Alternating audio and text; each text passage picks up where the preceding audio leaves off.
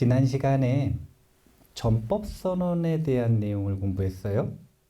근데 전법선언 전체를 5파트로 나눴죠. 그 중에서 네 번째 파트에 해당하는 내용까지 공부했는데 그 내용이 뭐였냐면 붓다의 권청, 부처님의 권청이죠. 일단 한번 같이 읽어보기는 하겠지만 부처님께서 굳이 이렇게 청을 하시면서까지 권하고 청을 하시면서까지 제자들에게 전법을 지속할 것을 강조하신 이유가 뭐라고 했죠? 그쵸. 부처님은 희망과 현실이 다른 분이 아니에요. 원하는 바가 있으면 그 원하는 바에 자신의 삶을 정렬시킵니다. 잡다한 다른 번뇌가 없기 때문에 그런 거예요.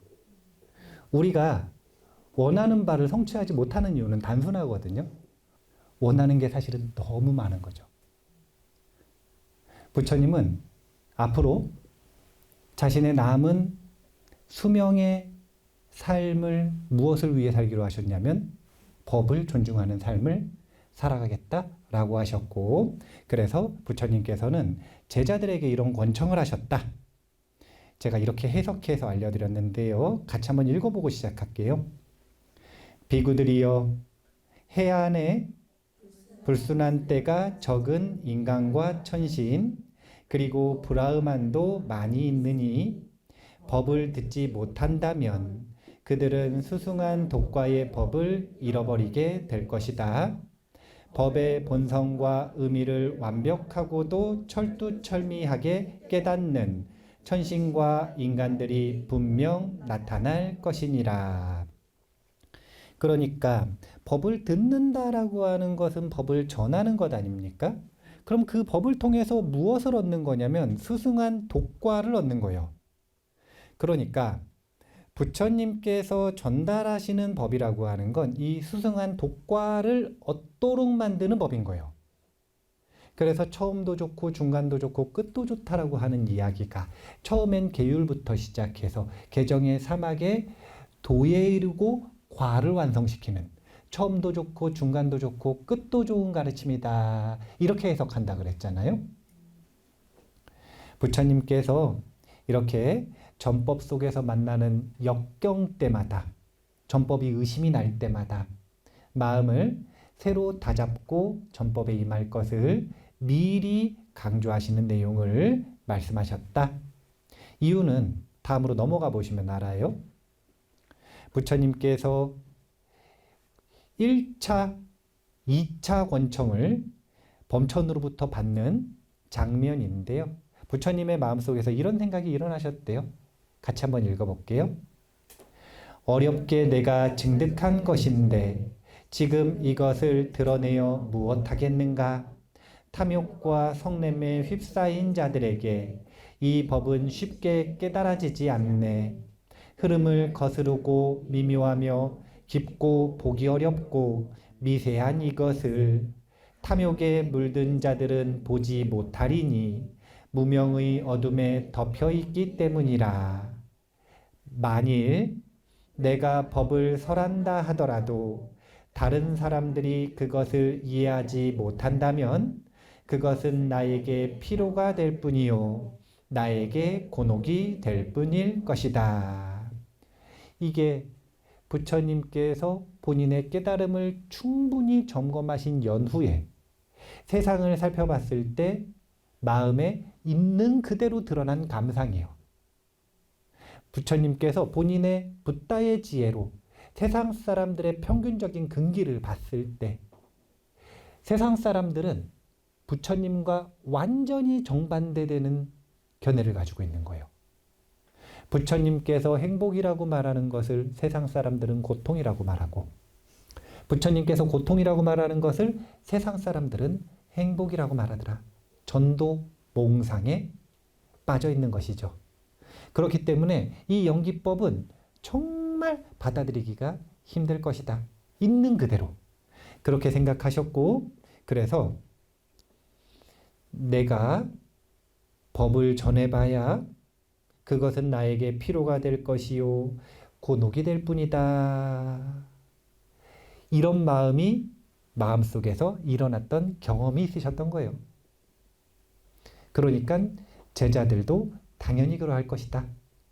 이렇게 생각하셔서 범천이 아라한들 일일이 찾아가서 권청을 하진 않을 거니까 미리 전법선언 요거 암기하고 가야 되는 거거든요. 암기하는 문장에다가 넣어 놓으신 거다. 미리미리 안배를 해 놓으신 거다. 이렇게 생각하시면 됩니다. 자, 전법선언의 마지막 부분입니다. 전법이 의무입니다. 같이 읽어볼게요.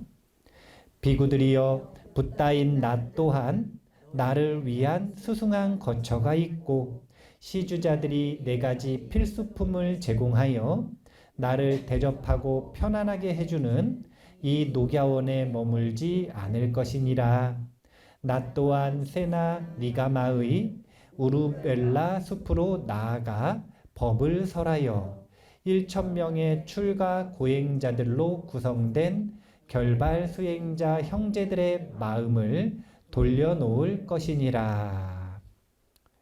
이제 전법이 의무라고 하는 이유는 부처님께서도 부처님의 제자 집단인 승단에 포함이 될까요? 안 될까요? 됩니다. 부처님께서도 나 외에 나머지 아라한들에게 전법 선언을 하신 거예요? 나를 포함한 몇 명의 아라한들에게 전법 선언을 하신 거예요?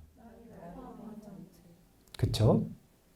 그러니까 이 전법에 대한 선언은 부처님 본인에게도 유효한 것입니다.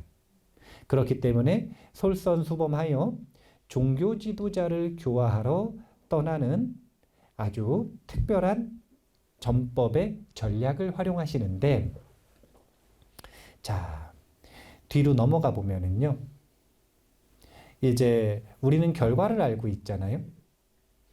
전법 선언 이후에 얼마나 교화가 성공적으로 이루어졌는가. 사실은 가섭사명제가 귀의하는데 걸리는 시간이 약 3개월이에요. 전법선언 이후. 우리는 이제 아함으로 전승을 받았을 때는 불의 제사장들이죠.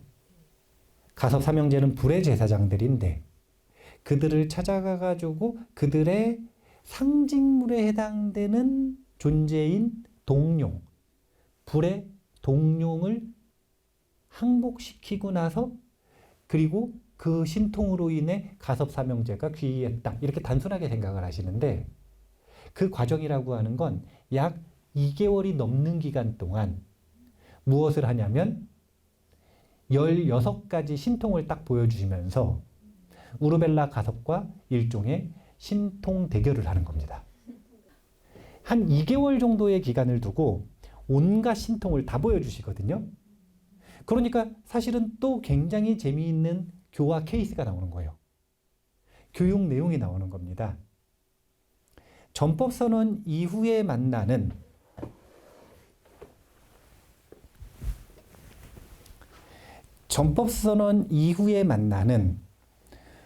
두 부류의 단체 출가가 있어요. 두 부류의 집단. 야사는 전이고요. 이제 바띠와까라고 하는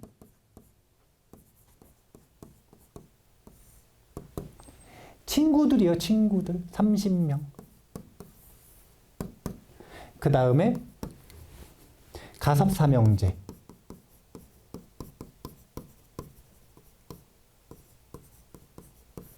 와 1000명의 제자들. 그러니까 전법선언을 하신 다음에 3개월 만에 그냥 언급이 되지 않은 다른 제자들 말고 부처님께서 만나신 분들 중에 세간에 기록되어 있는 분들만 봐도 벌써 1033명의 비구들 또는 아라한들이 생긴 거예요. 이제 왜 비구들 또는 아라한들이라 그랬냐면 바띠와까들은 이때 아라한과를 못 얻거든요. 근데 가섭사명제와 천명의 제자들은 3개월 뒤에, 전법선언 3개월 뒤에 아라한이 됩니다. 그러면 전법선언을 하자마자 천명의 아라한이 생긴 거예요. 그러니까 여기 보면은 가섭사명제가 왜 그 당시에 마가다국에서 교황급의 인물들이라고 이야기를 하냐면 마가다 국왕의 국사 역할을 하기도 했고요. 요 천명의 제자들이라는 건 신도가 천명이라는 뜻이 아니라 불의 제사에 숙련되어 있는 전문 수행자들이 천명이라는 거예요. 그러니까 이들은 근기가 지금 수승하다는 거예요, 안 수승하다는 거예요? 수승하다는 거 어떻게 알아요? 듣고 바로 아라한이 됐잖아요. 그러면 사실은 신도들까지 하면은 엄청난 인원들이 단박에 부처님한테 귀의하고 승단은 확장되는 결과를 가져온 거거든요. 그러면 사실은 전법은 대성공이라. 왜 성공했는가? 그 요인을 분석을 해보면 이제 삼륜청정에서 한번 이 힌트를 얻어가지고 무엇이 청정했는가의 요인을 분석해봤어요. 첫 번째는 전법 주체인 전법사가 그 어떤 교단의 역사보다 청정해요. 전부 아라한들이에요. 엄청 그 당시에는 사실은 아라한이라고 하는 존재들이 많았던 시기예요. 왜 많았는가에 대해서 제가 지속적으로 저 스스로에게도 반문하지만 아마 질문을 던질 거예요. 아라한에 대한 기준이 명확했고 그 다음에 아라한을 인가해 줄 수 있는 명료한 스승이 있었고 그리고 아라한 과를 얻는 교육과정 자체가 담백하지만 명확했어요. 자, 전법 목적도 청정합니다. 개인의 이익을 위해서가 아니요. 철저하게 공익을 위해서 전법을 떠난다. 전법 형식과 전법 내용도 청정합니다. 교육 과정과 사실은 여기서 교재라고 표현했지만 교육 내용이 담겨 있는 가르침이 명료하고 청정하게 정해져 있었다는 거예요. 그 다음에 전법에 대한 의심의 청정, 이게 뭐냐면 미리 안배해 놓으신 거예요. 그 전법에 대한 의심은 반드시 생길 것이기 때문에 부처님께서 선권청해 놓으신 부분, 이런 부분들을 통해서 청정을 유지했고요. 그 다음에 재밌는 건 전법 대상의 청정입니다. 초기에는 근기가 성숙한 중생부터 부처님께서 찾아가십니다. 근기가 성숙한 중생이면 가서 말하면 한마디에 깨칠 것을 알고 있었기 때문에 일단 가장 근기가 성숙한 중생부터 찾아가서 거두시는 거예요. 열매를. 그러니까 학생도 가장 청정한 마음이 준비되어 있는 상태에서 만나고 있는 때예요, 지금.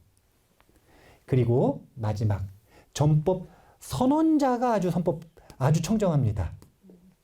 부처님께서 가장 먼저 솔선수범해서 가장 어려운 곳으로, 사실은 가장 박해를 심하게 받을 수 있는 곳으로 떠나시는 겁니다. 그래서 이런 수많은 청정들이 합쳐져서 전법은 대성공이 됐다. 근데 여기까지가 전법선언의 내용이고요. 플러스 알파가 있더라. 이 부분을 소개해 드리려고요. 이 부분이 중요합니다. 정리를 하기를 자율화와 표준화를 통해 탈중앙화를 이루었다. 그래서 개인화에서 지역으로, 지역에서 세계화로 점점 확장될 수 있는 가능성을 연 내용들이 전법선언 이전에 있었어요. 자, 출가를 허락하는 방식의 변화인데요. 이게 언제냐면 전법선언 전에 있던 일입니다. 그러니까 시기가 잘 안 맞아가지고 제가 계속 비교 대조하면서 읽어봤거든요. 근데 최종적으로 나온 결론은 뭐냐면 전법선언 이전에도 아라한들은 이미 전법을 떠났던 것 같아요. 그 이유에 대해서 주석서에서 뭐라고 이야기를 하시냐면 첫 번째 안거가 있었던 때에는 부처님께서 안거를 반드시 지켜야 한다라고 하는 원칙을 제자들에게 말씀하시지 않았던 때래요. 그러니까 전법을 떠난다라고 하는 게 뭐 다른 게 아니라 기본적으로 탁발을 나갔다 오는 것도 전법의 대상이 되고, 왜냐면 이미 아라한 때리니까. 그리고 또 인연이 닿아가지고 다른 지역으로 혹시 가게 돼도 아라한들은 다닐 때마다 그 아라한들을 보고 귀의하는 사람들이 생긴단 말이에요. 그러면 원래 처음에는 출가를 한다 그러면은 어떻게 했어야 되냐면 무조건 붓다를 만나야 돼요. 그러니까 예를 들어서 친구들이 이제 스님이 돼서 왔는데 보니까 아라한과를 얻었대요. 그러니까 친구 따라서 나도 그럼 출가를 좀 해볼까 이런 마음이 드는 사람이 있겠죠. 법문을 들었는데 그래서 나도 출가를 하고 싶어요. 그런 친구들이 있겠어요, 없겠어요? 그런데 그전에는 어떤 뭐가 문제가 있었던 거냐면 무조건 부처님한테 와서 허락을 받아야 되는 거예요. 무슨 권한이 없었기 때문에 그러는 거예요. 이게 바로 전법의 권한이 없었던 거예요. 전법이라고 하는 게 뭡니까? 수승한 독과를 얻을 수 있는 법을 주는 것인데 그 시작이 뭐냐면 출가잖아요. 그 권한이 지금 없는 거예요. 그래서 300km가 떨어져 있든 500km가 떨어져 있든 관계없이 무조건 와서 부처님한테 허락을 받아야 되는 거예요. 왜냐면 이때는 에히비구 이래서 와라 비구여 하면 그 한마디로 비구계를 받던 시절이거든요. 근데 그걸 누구만 해줄 수 있냐면 부처님만 해주실 수 있는 거예요. 그래서 먼 길을 와가지고 출가 허락을 받는데 이때 문제가 생기는 거예요. 왜냐면 우기지, 거기다가 멀지, 여차해가지고 길 엇갈리면 부처님 못 만나지. 그러니까 부처님한테 이 비구들이 요청을 한 겁니다. 그러니까 부처님께서 전법사들에게 무엇을 준 거냐면 전결권을 준 겁니다. 출가를 하겠다고 하는 사람에게 허락해 줄 수 있는 전결권을 주고 대신에 아무렇게나 할 수는 없기 때문에 표준화된 삼귀의궤를 제정하신 거예요. 그러니까 자율화를 이루었다. 이건 뭐냐면 전법을 하는 전법사에게 출가에 대한 정결권을 줬다는 것이고요. 그리고 표준화를 이루었다라고 하는 것은 명료한 의궤를 만들었다는 거예요. 그전에는 의궤가 필요 없었어요. 왜냐하면 부처님 자체가 의궤니까. 그래서 이런 자율화, 표준화를 통해서 사실은 지역의 한계를 뛰어넘은 거예요. 무조건 부처님을 만나야 됐으면 절대로 승단이 이렇게 빠르게 확장될 수 없었을 거예요. 또 표준화된 의궤가 없었으면 사실은 출가를 한다라고 하는 건 첫 단추를 끼는 거 아닙니까?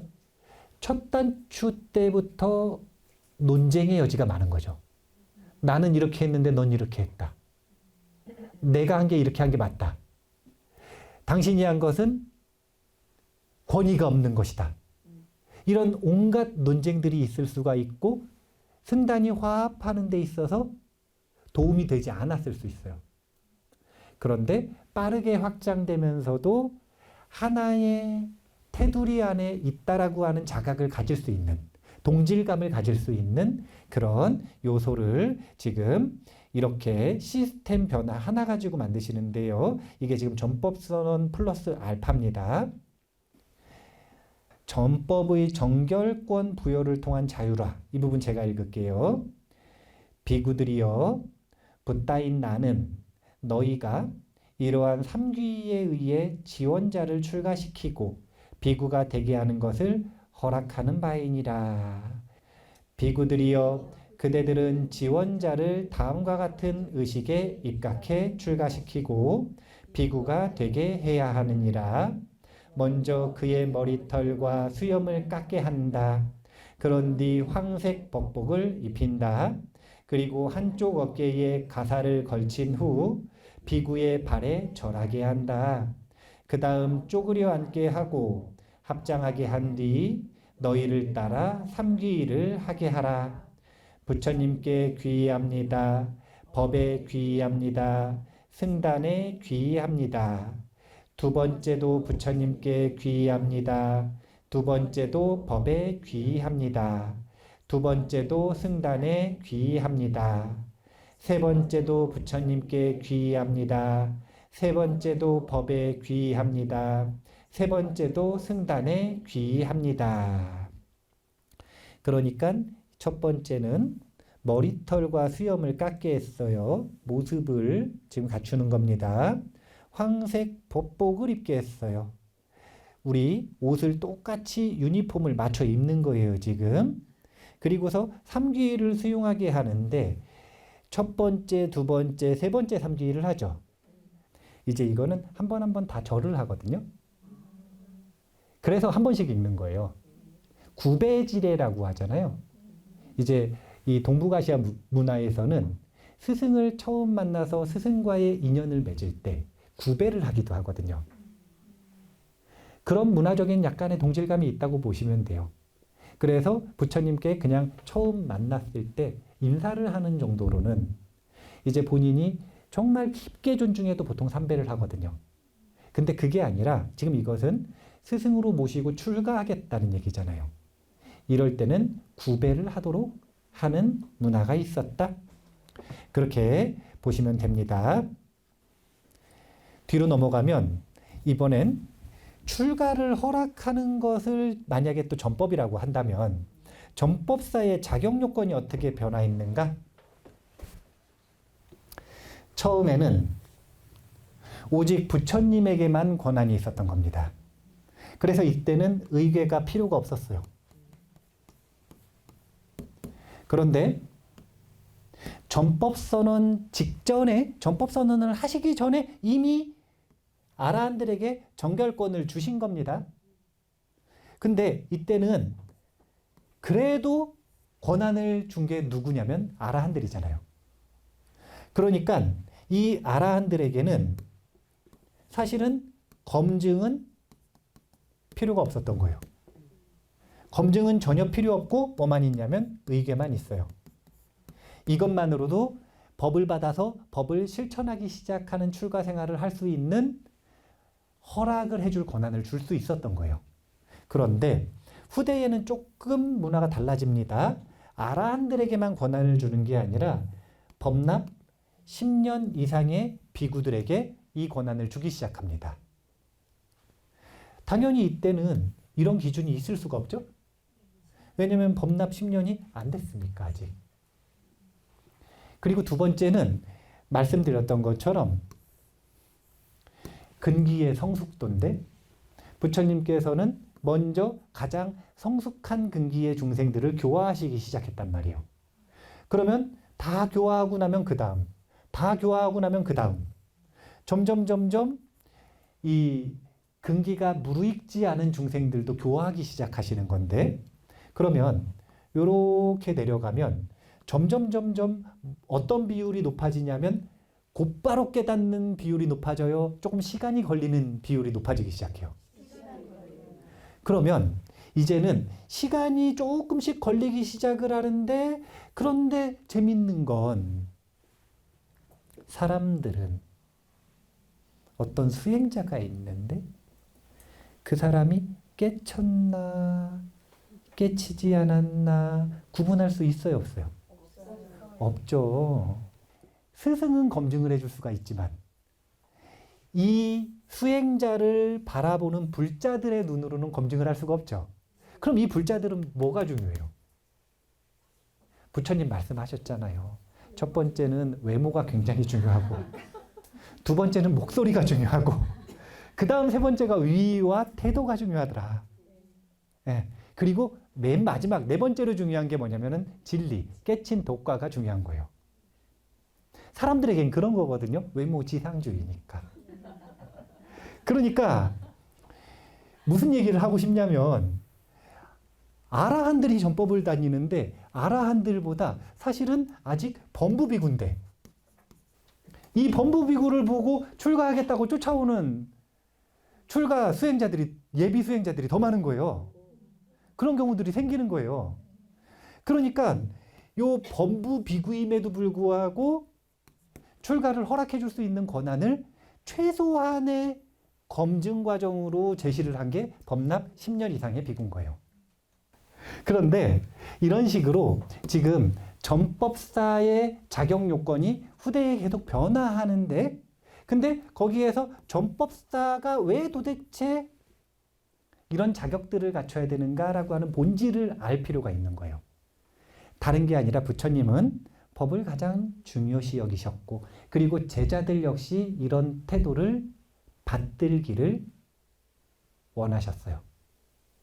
그래서 법을 전달한다라고 하는 것을 우습게, 가볍게 생각하지 않도록, 이 법을 전달하고 온다라고 하는 것은 마치 뭐와 같은 거냐면, 저는 이제 제가 청년 때 공부하던 우리 스님 처음 만났을 때 무슨 생각을 했냐면, 나는 새롭게 태어났다 이런 생각을 했어요. 왜냐면 절에 처음 갔는데 우리 스승 만나가지고 스님과 우연히 한 달을 같이 산 거예요. 그러고 나서 집에 가는데 드는 생각이, 나는 정신이 새롭게 태어났다 이런 생각을 했어요. 그러면 내 정신은 누구로부터 나왔는가? 스승으로부터 나왔다.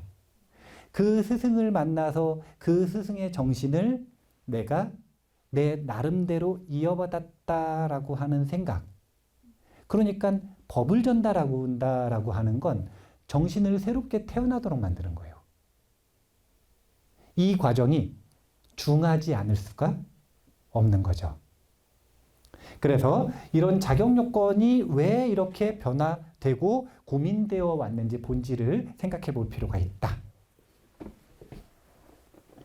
자, 뒤로 넘어가면 성부로 날짜 계산 다시인데요. 그래서 맨 밑으로 내려가 보시면 전법선언이 9월 보름이잖아요. 그런데 전법선언 이전에 이미 출가에 대한 정결권을 줬다고 그랬죠. 그런데 그 뒤에 보시면 이제, 그래서 부처님은 전법 여행을 언제 떠나시냐. 녹야원에 한 30일 정도 더 계셨던 것 같아요. 그래서 180일 차에 전법 여행을 떠나시는데 직전에 누가 또 오시냐면 마라가 방문을 합니다. 마라가 방문을 하는데 마라의 방문 이야기 잠깐 볼게요. 같이 읽어보겠습니다. 당신은 천상과 인간의 모든 덫에 묶여 있소. 당신은 큰 덫에 묶여 있으니 사문이여 당신은 나에게서 벗어날 수 없소. 오 사문 고탐하여 당신은 가래와 탐욕 같은 모든 불순물의 덫에 묶여 있소. 곧 천신의 애욕에 대한 가래와 탐욕의 덫, 그리고 인간의 애욕에 대한 가래와 탐욕의 덫에 묶여 있소. 또한 당신은 세 가지 존재의 감옥 속에서 번뇌의 속박에 묶여 있소. 오 사문 고탐하여 그런 고로 당신은 세 가지 존재로 구성된 나의 영역에서 결코 탈출할 수 없을 것이요. 이제 마라라고 하는 존재는 외부에 실제하는 존재라고 했나요? 아니면은 내면의 번뇌라고 했나요? 아니, 왜 자꾸 그러세요? 두 가지가 다 상응하는 거라 그랬잖아요. 외부에도 있어요. 이제 자꾸 그렇게 얘기하는 건 너무 차별이 심한 거거든요. 무슨 차별이 심하냐면, 왜 그런 얘기 하잖아요. 내가 이렇게 보는데 저 사람의 단점이 보이는 거예요. 그 단점은 누구의 단점을 보고 있는 거예요? 나의 단점을 투사해서 보고 있는 것이잖아요. 이게 심리학적인 해석이죠. 그러면 지금 그 사람을 보고 있는 거예요? 나를 보고 있는 거예요? 이 두 가지가 상응하는 거지. 그 사람은 없는 거다 이래버리면 돼요, 안 돼요? 아니, 사람을 왜 갑자기 없애요? 저 사람도 있고 저 사람의 단점이 보이는 건 내 마음의 번뇌가 함께 상응하니까. 그러니까 그게 인지되는 거잖아요. 마찬가지예요. 마라가 등장했다라고 하는 건 부처님 마음에 사실은 고뇌가 있었다는 거예요. 가래가 완전히 끊어졌나? 이거 지금 자신에 대한 의심이겠어요? 아니면 전법을 떠난 다른 제자들에 대한 의심이겠어요? 그러니까 의심이 아니라 우려라는 게 있을 수 있잖아요. 이 마라가 지금 가지고 온 건 전법 다 떠났단 말이에요, 지금. 인가를 해주기는 했는데, 인가를 해주실 때는 명료하게 보신 걸 있는 그대로 인가를 해주셨겠죠. 하지만 마음속에서 이 마음의 흐름이라고 하는 건 과거의 종자가 꽃 피우는 순간에 그냥 일어나는 자연스러운 일들인데, 그 속에서 가래에 대한 완전한 해탈이 이루어졌는가라고 하는 의문이 있었을 수 있어요. 그러니까 그 틈에 마라가 등장을 한 겁니다. 답변 한번 같이 읽어볼까요? 그대 사악한 마라여, 붓다인 나는 실제 가래와 탐욕 같은 불순한 모든 덫에서 완전히 벗어났느니라. 천신의 애욕에 대한 가래와 탐욕의 덫, 인간의 애욕에 대한 가래와 탐욕의 덫에서 완전히 벗어났느니라. 나는 진실로 세 가지 존재의 감옥 속에 있는 번뇌의 속박에서 단번에 벗어난 사람이다. 나는 번뇌의 전투에서 그대를 완전히 물리쳤으니 그대야말로 완전한 패배자이니라. 이에 말하는 슬프고 의기소침해져 가지고 저기 멀리 가가지고 이제 항상 땅바닥에다 뭘 쓰고 있잖아요.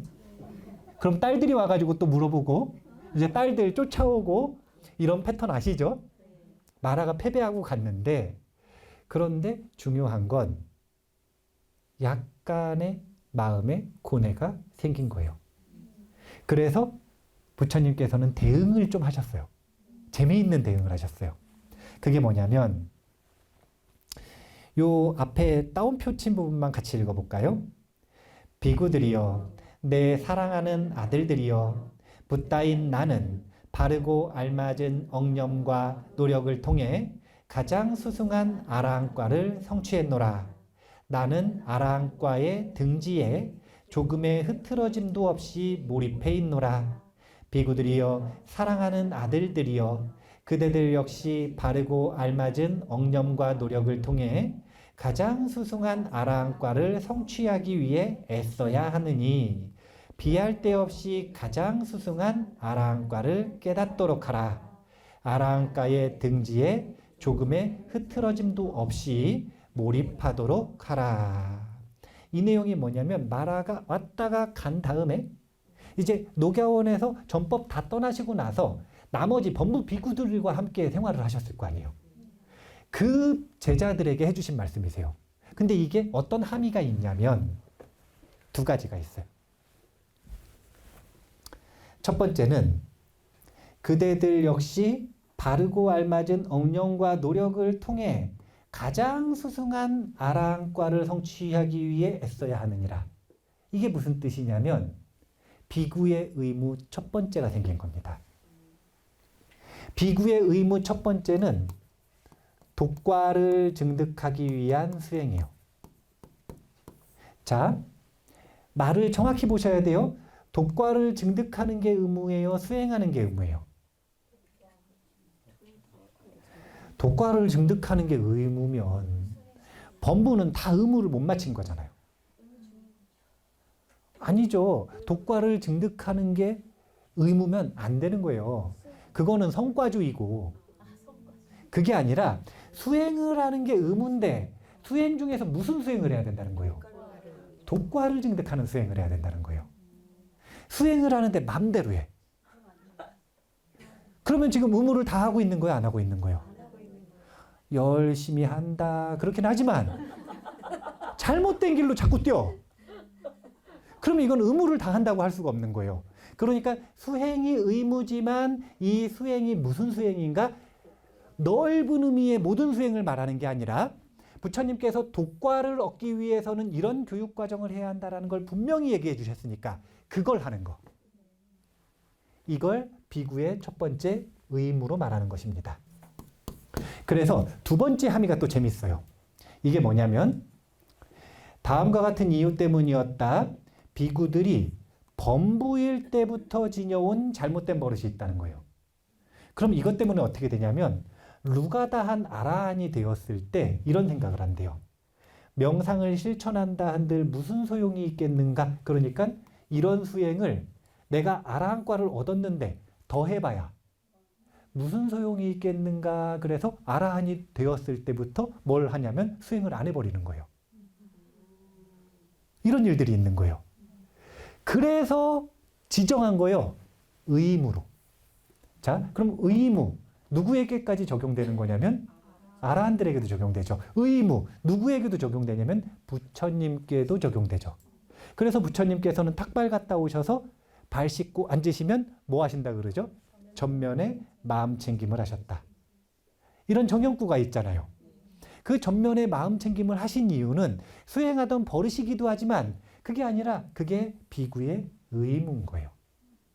올바른 마음 챙김으로 독과에 이르는 수행을 이루기 전에도 하고 이루는 과정에서도 하고 완성하고서도 계속하는 것.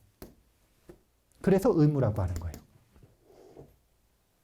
그런데 여기에는 힌트가 있는 거예요. 그러면 아라한이 됐습니다. 그때도 수행을 계속해요. 그러면 그 다음이 있다는 거예요? 없다는 거예요? 네. 그래서 사실은 여지를 좀 주신 거예요.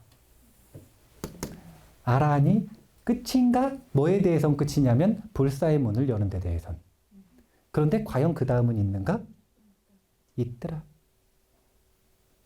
그러면은 보살스님 운동을 하는 사람들은 어떤 생각을 한 거냐면 재밌는 생각을 한 거예요. 아라한과를 얻었습니다. 자, 누군가가 아라한과를 얻었어요. 근데 제가 말했죠. 10 중에 9은 세상을 떠나신다고. 네. 그런데 부처님 당시엔 거의 다 남았거든요. 왜냐하면 부처님이 남으라고 하신 거야, 사실은. 남을 이유가 있었던 거죠.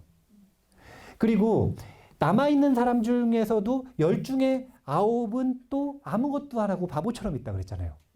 그게 뭐냐면 여기 이거예요. 명상을 실천한다 한들 무슨 소용이 있겠는가라고 표현을 했지만 명상을 특별히 더 실천해야 될 의도와 욕구가 없는 거예요. 왜냐면 자아가 소멸했으니까. 그러니까 멈춰있는 존재들이란 말이에요. 그러면 이 존재들에게 이제는 시한부 기회가 주어진 겁니다. 무슨 기회가 주어졌냐면 인간 삶이 다 할 때까지. 왜냐면 이거 끝나고 나면 이제 태어나요, 안 태어나요? 안 태어나요. 사실은 못 태어나는 거나 마찬가지예요. 왜냐면 태어나려면 서원이 있어야 되는데 다른 서원을 범부일 때 세워놓지 않았기 때문에 다른 존재들은 더 이상 원동력이 없으니까 불이 딱 꺼져버리고 끝나는 거예요. 그래서 윤회에서는 이제 완전히 벗어나 버리는 거예요. 그러니까 요 기간 안에 요 아라한들 중에 그 다음이 있다라고 하는 걸 발견한 존재가 있는가 없는가 이런 부분들에 대해서 수보리 존자를 그렇게 칭찬을 하는 거죠. 원래는 이때 이 아라한과를 얻은 존재들이 그 다음을 논하고 그 다음에 대한 욕구를 일으킨다라고 하는 건 불가능에 가까운데 그런데 수보리 존자는 찾아냈어요. 나 때문이 아니라 중생을 구제하는 데에 대한 자신의 부족함 때문에. 그래서 그 이후에는 자비심이 중요하다는 얘기를 또 자꾸 하는 거예요. 그런데 자, 첫 번째 아라한이 되어도 수행을 지속해야 된다라고 이야기하신 이유가 뭐라 그랬냐면 이게 비구의 의무이기 때문인 거예요. 그래서 비구의 의무 첫 번째를 지금 이야기한 겁니다. 두 번째도 있어요. 독과를 향한 수행의 의무가 상구보리에 해당이 된다면 두 번째 의무는 교법 전승의 의무거든요. 그래서 이것 때문에 제자들 이름을 뭐라 그랬냐면 성문이라고 한다 그랬잖아요. 자꾸 법을 전하는 걸 문자를 떠났다고 생각을 하지 마세요. 자꾸 그 고정관념에 휩싸여 있으시면 안 돼. 부처님 당시에 법을 전한다라고 하는 것의 기본은 뭐냐면 교육 과정에 해당되는 내용들을 다 암송하는 거예요. 이게 기본이요. 그러니까 이 암송을 통해 가지고 부처님의 말씀은 계속 교정을 하면서 정확도를 높이면서 전달이 되는 겁니다. 암송으로 전달하는 게 필사보다 훨씬 정확하거든요. 정리를 해야 되는데, 요 전법선언 이후에 이제 의무까지 다 정해지잖아요. 이 의무만 봐도, 전법선언만 봐도 거기에 과연 상구보리에 대한 정신이 없는가 생각해 봐야 됩니다. 있어요, 없어요? 그때만큼 치열하고 명료하게 정진한 때가 과연 있는가? 그때만큼 이것을 정말 부처님의 명령이라고 생각하고 반드시 지켜야 되는 의무라고 생각하고 수행했던 적이 있는가? 두 번째는 하와중생인데 이때만큼 치열하게 전법을 했던 적이 있는가? 왜냐하면 매일 중생들을 향해 나갔잖아요. 매일 중생들과 만났잖아요. 매일 중생들을 축원해주고 법을 설하고. 아니, 그런 시대가 과연 그 이후에 있었느냐 이거예요. 이게 부처님의 전법선언의 핵심인 거예요. 부처님은 전법선언을 통해서 모든 비구들이, 그러니까 잠재 전법자들이 상구보리를 추구할 수 있는 원동력, 기반을 마련해 주셨고, 그 다음 두 번째는 그 전법사들 말고 이제 전법의 이익을 얻을 수 있는 잠재 불자들이 가장 큰 이익을 얻을 수밖에 없는 그런 개인의 태도와 집단의 규율을 만드셨다. 이 전법선언의 정신, 법을 존중하는 정신이 부처님의 말씀 하나, 행동 하나, 그리고 부처님께서 말씀하신 계율 모든 부분에 하나하나 그 정신이 녹아들어 있다. 이렇게 생각하시면 돼요. 앉아서 정리를 해야죠. 그래도 떠나시는 것까지는 하고 싶었는데 지금 떠나기 직전까지 봤습니다. 그래도 180일까지 간 거예요, 지금. 180일까지 가서 이제 이 부처님께서 전법선언 이후에 녹야원에서 어떤 내용들을 추가적으로 만드셨는가. 이 부분을 우리가 눈여겨서 좀 봤고요. 그래서 전법선언 플러스 알파에 해당하는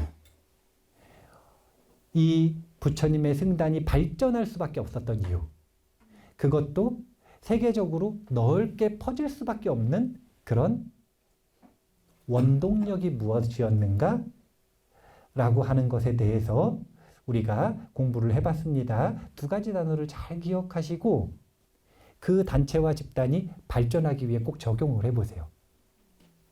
정권을 주는 자율화가 있어야 되고요. 근데 그 속에서 한 가지 맛이 있어야 되니까 표준화가 있어야 한다는 것. 이것을 통해 부처님께서는 불교가 세계로 뻗어나갈 수 있는 기반을 마련하셨다. 우리는 오늘 그런 내용들을 분석해 봤습니다. 마무리하도록 하겠습니다. 감사합니다.